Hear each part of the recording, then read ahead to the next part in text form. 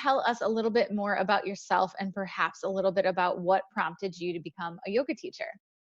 Yeah, so I'm a mom to three. I've been married. I have three girls. They're 10, Mm, 8, and 2.5 now. okay. And I've been married to my husband, Mike, for a little over 13 years. Congrats.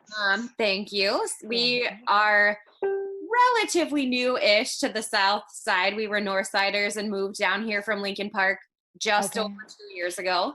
Okay. So now we live in the Beverly neighborhood, and it's very different than what I'm used to. Sure, sure. But Yeah. it's good. All of that is part of how I became a yoga teacher. So when we moved to Beverly, I had also gone back into the workforce. I have been a teacher in some Mm. capacity for my entire adult life, Oh, wow. starting with, yeah, I was a camp counselor, I was a camp director, I was a Mm. kindergarten teacher, a preschool teacher, and then a preschool director. Oh my gosh, that's so interesting. Yes. So I've Okay. done all of that and again. Mhm. And it was different. I did not Yeah. remember it quite the same as it was because there was almost a 6 year gap in between the second and Sure. the third. So Okay. I became a little bit stir crazy. I was looking for some kind of community and I belonged to a Facebook group that's Moms of Beverly. And a Okay. bunch of people were like, where do I go work out that has childcare and it's not crazy expensive? And it was revival, revival, revival, revival. I'm like, what is this place? Yeah, yeah. So I Sure. kind of started researching. I saw that a class was starting in 45 minutes. So I threw the baby in the car.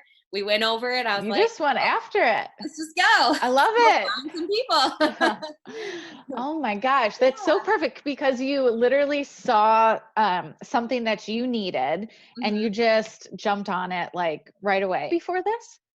Very, very minimally. There was a super brief period of time where a couple of friends of mine and myself got a Groupon to a studio that was in Lincoln Park to try Bikram. Oh, And yes. yes, so Mhm. I had dabbled in that really, really briefly, but I was never consistent. That's like an intense Yeah, that's an intense yoga interaction for that to be your first one. yes. Wow. Okay, that says a lot about you. I love it.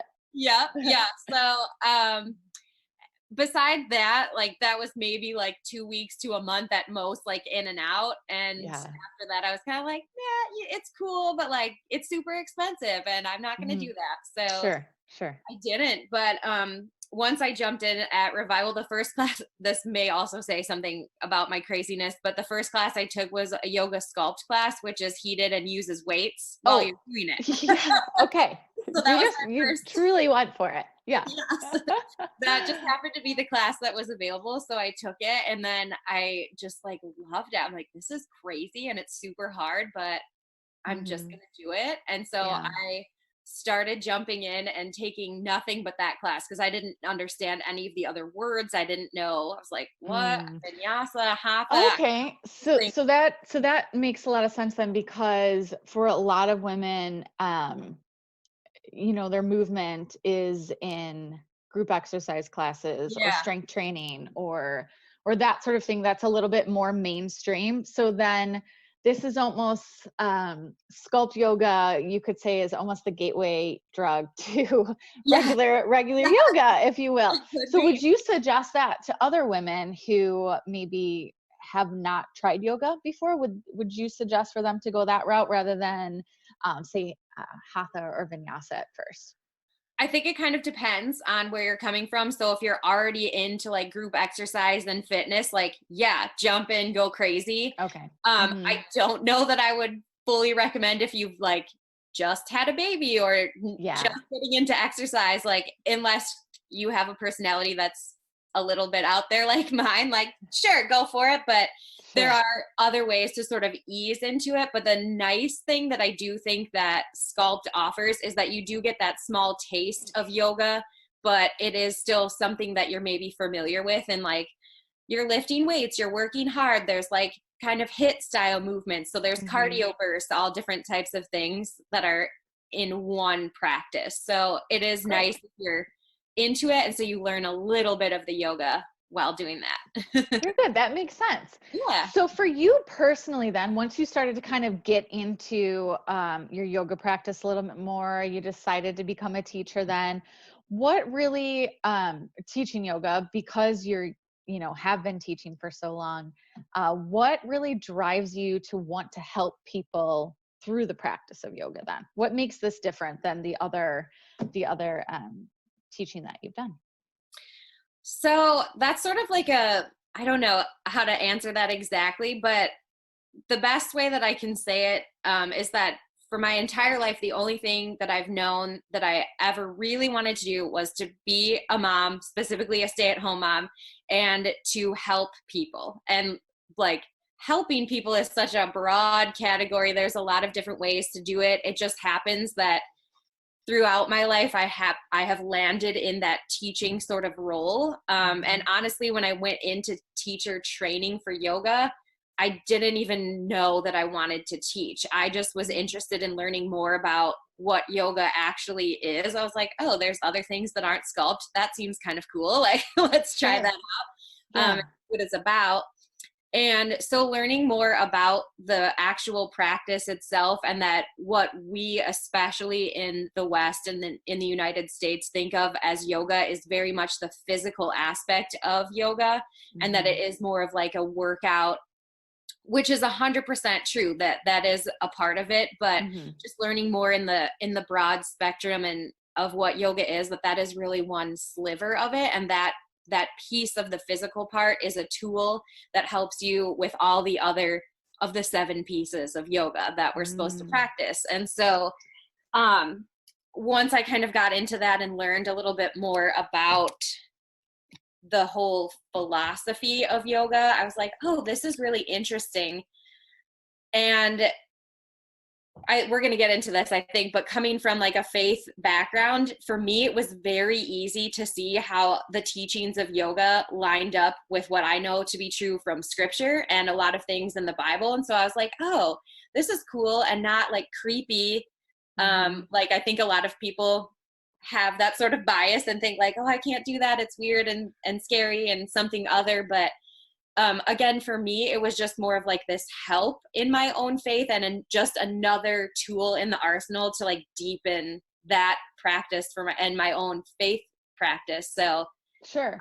So yeah, so let's kind of expand on that a little bit more here. Because that is one of the reasons why I wanted to speak with you about this. I often notice that questions come up around women of faith and surrounding the practice of yoga. So it's almost as if there's some sort of fear that the practice of yoga is in conflict to Christian faith. But what I have personally found is that this form of movement, yoga and faith, complement each other really well. And since you've came across that, I wanted to sort of get your ideas on that subject a little bit more. What are some common questions that you might get? And what are some common misconceptions along the idea of Christianity and practicing yoga? Yeah. And I'm sure we can get pretty deep in this, but so just the general basis. Yeah. So probably one of the biggest questions that I've had or have come across is like, is yoga a religion? Like, it's not its own religion. There are, I will say in complete disclosure, like there are aspects of yoga that have ties with Hinduism, but it is not Hinduism as a religion. It's not Hinduism like in practice. You don't have to choose to practice Hinduism when you practice yoga. Yes, exactly. Okay. And I think that in its very original form at the inception of like this practice of yoga as we know it from history, it was all oral tradition, as many things were. So there is little known about the true beginnings of yoga. But what we do know and understand is that at its inception, there were no physical shapes, there were no postures. It was literally nothing more than meditation. And it was that chance to sort of clear your mind, to slow things down, and ultimately to find the connection with the divine. And it's capital D divine. So there's no one God associated with it, no one name. It's not like an idol per se that is tied with this. It's just, it's meant to be for all people and for all beings. And so however you interpret that, which it was where I'm like, oh, cool, that this works with Christianity too, because it's not that I'm worshiping or bowing down to any other particular god or idol. It's that my version of divine is God, is Jesus, and I can find that in my practice. Beautiful. I think that's so well said. So that's kind of a good segue into almost talking about other alternative methods, other alternative medicines for healing, that sort of thing, as they start to become more mainstream in our Western world. And certainly they are, I think, in more so in certain parts of the country rather than, say, the south suburbs of Chicago. And so I think that there is still fear associated with using these healing modalities, and also fear around the words of them, because I may not understand what that means. So I'm just going to dismiss that, or, you know, my friend may dismiss that idea and just keep up with what I know to be true. And I feel like that's just sad, right? Because there's so much opportunity for healing. And one of my personal beliefs is, and this doesn't mean anything for anyone else, is that God created that. Yeah. And so to me, there's a lot of missed opportunities for healing when we don't have a really great understanding of Western and modern medicine meeting in the middle. One of the things that I want to talk about were chakras. Obviously, that's a big part of yoga. I think that the everyday gal doesn't have a really good understanding of chakras. So would you mind kind of explaining that to us a little bit more? Sure. So, again, in full disclosure, chakras are not like my specialty or like my, you know, but the biggest draw for me for yoga. But what I do know and what I do understand is that chakras are energy centers within the body. So our matter is made of energy. We're energetic beings. We have energy within us, and chakras are proven by science as well that there are these energy centers within our body. And throughout the course of our life, based on maybe trauma or stress or whatever these things might be, they can cause these energy centers to get locked or blocked so that our energy doesn't travel through our body in the most effective manner. Now, just real quick, do you think that a lot of that also has to do with your mindset? I think if you would have asked me this at a different time, maybe at the beginning of my yoga journey, I maybe would have agreed with that slightly more. Okay. But having taken some additional training, specifically the trauma-informed training, that I see the science behind how things do get stored in your body, not even just like specifically speaking of chakras, but holding tension and tightness in places like your hip space. We as women especially tend to hold and carry a lot there, and things get stored, and we have memories and things that get shoved kind of like under the rug that we don't necessarily want to deal with. We aren't capable, we don't have the language and how to deal with them. And those things do get sort of locked up, and that's where the practice of yoga kind of comes in, because it does sort of allow for that physical release of some of those things that we do store. So maybe some of it is a little bit more like, I don't know, in some extent, maybe you could say that some is in your mind, but really, truly, there are things that do get blocked up and locked within our physical body that yoga can help to unleash. It's not the end all be all. There are lots of modalities that can help with that. Talk therapy and things are helpful. Yeah. Sure. So, I mean, we're saying that there are outside factors, there's outside stressors, and that we can't deal with. And there are stress coping modalities that are really going to help us work our body as a network better, and one of those things being yoga. Okay, so that makes sense. Okay, so let's talk about where our world is at right now. Mhm. It feels a little bit heavier than usual. Yeah. And definitely we need some stress coping mechanisms in place. And yoga is certainly one of yours that you may use and that may be encouraged for other women. So how would you encourage, okay, so right now we can't go to gyms or it's difficult for us to. Yoga is something that we really don't need any tools for, right? It's something that we Yeah. can do at our own home. Hmm. So how would you encourage the everyday woman at home right now to use the stress coping mechanism, yoga, at her own house? I think that's one of the like really awesome things about technology right now and the internet. We have YouTube. There are tons of studios and places around who are doing these sort of like Facebook Live Yeah. class formats. There's all sorts of resources available online to just sort of give it a try to see how you like it. There's people who can take you through classes, and you don't even need a mat. If you just have a Mm, rug, you can use a towel, anything, like just a little space.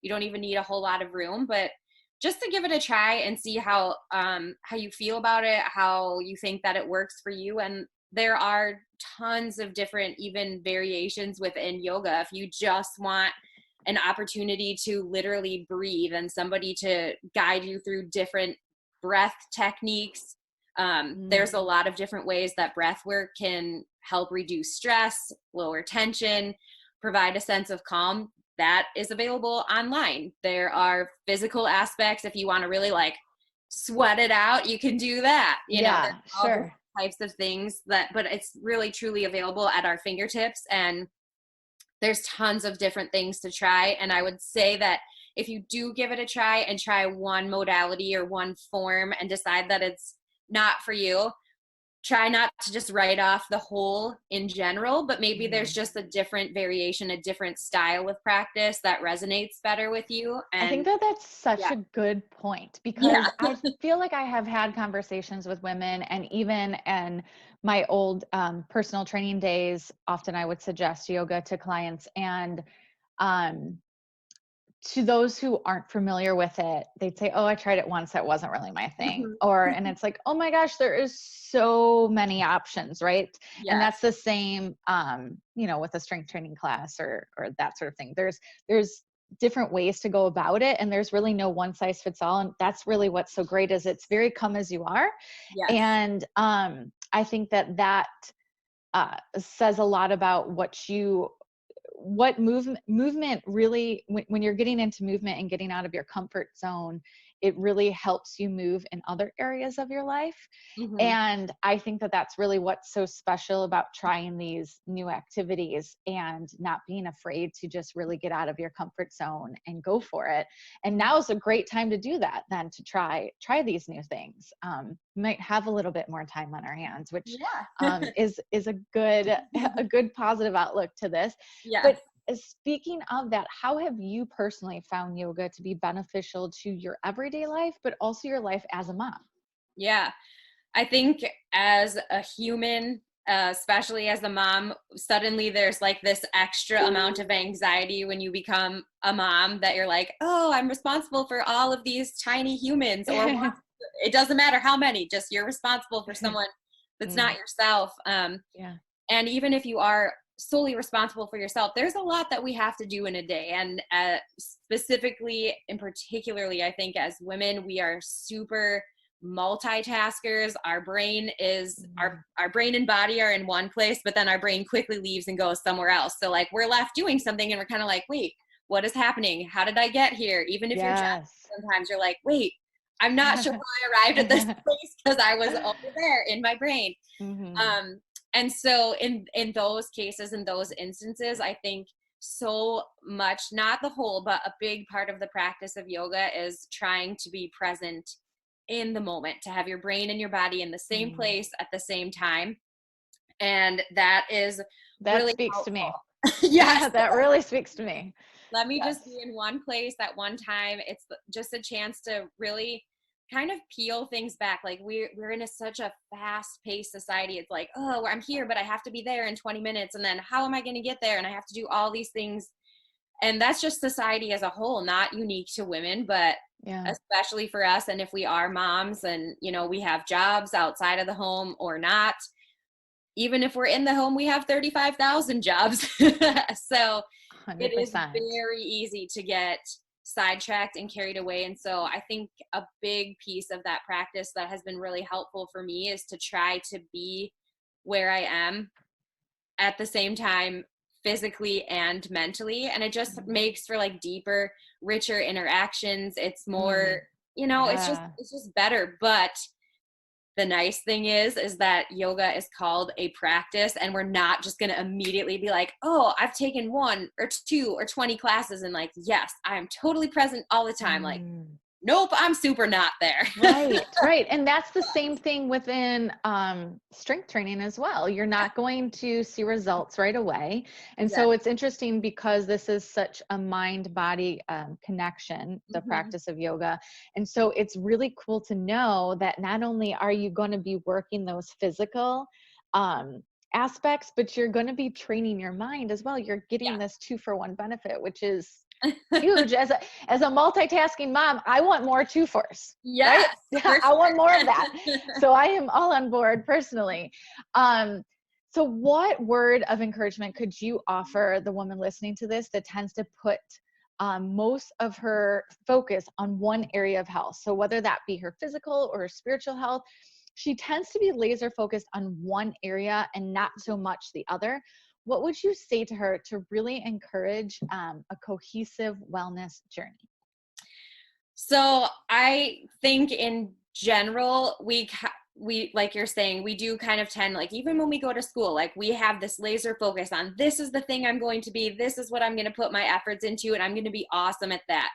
There is something to be said for that drive, for that passion, that those are things that like propel us forward, and they're great.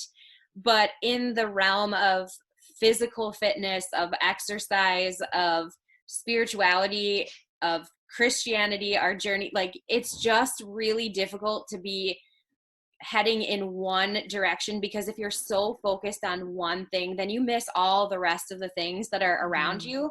mhm, And I think a really cool part of this practice too is that it does sort of like open you up to new ideas, new concepts, new ways of thinking. It doesn't mean that you have to latch on to everything or buy into everything or take every single aspect of it and be like, yes, I must do all of the things. But it just kind of opens you up. And I think if you are in that kind of like physical fitness realm, a huge part of yoga is flexibility, not just physical flexibility, but again, that mm, flexibility of the mind, but physical flexibility too is going to be beneficial and help you in other modalities of exercise. If we don't maintain flexibility, particularly of our spine, if we can lift 1,000 pounds really quickly, but we can't bend over to tie our shoe or to help our kids pick something up or to pick up our kids or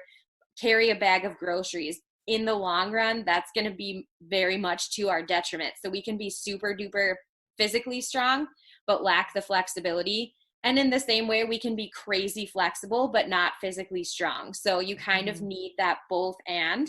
So maybe yoga is the way to find flexibility. Maybe it doesn't speak to you, maybe not. But I think that no matter what you're going to do, you need to find ways to have both and not just one, because just one is going to leave something else behind. You'll be lacking in one area I by the love that. I think that that really speaks true to something that I've been It's trying to 11 implement a little bit o'clock. more in my life, and that has not so much this idea of balance that seems to be something that's difficult to achieve, but Mhm. this idea of harmony Yeah. and really trying to make all of these efforts, whether they be wellness efforts or whatever they are, to really harmonize with each other. And I think that yeah, that just really speaks true to the idea of harmony, and that is feels a little bit more peaceful to me.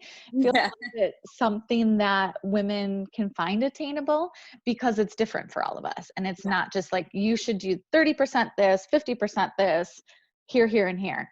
As a mom or a career woman or whatever you are, or in school or whatever it may be, this idea of balance seems really difficult. And so like doing both of those things sounds more attainable. Yeah. So Leigh, thank you so much for chatting with us today. I so appreciate this time and this conversation, and just especially where we are right now in this world, just to have you as a breath of fresh air and just learn more about nourishing our minds, bodies, and spirits. And so how can anyone who's watching this connect with you further? So I am on social media. Leigh Borge is my Facebook. I'm on Instagram. Is it called a handle? Is that the thing? Yes. Yes. It's looking for Lovely, but my name is the Leigh part of Lovely. And I do teach at a couple of studios locally. So I'm mostly at Revival in Palos Heights. I teach at Body Tech in Mokina. I'm sometimes at the Heart in Frankfurt, and I teach locally here in Morgan Park, close to where I live. So Cool. you find all Awesome. that stuff online. All right. Thank you so much.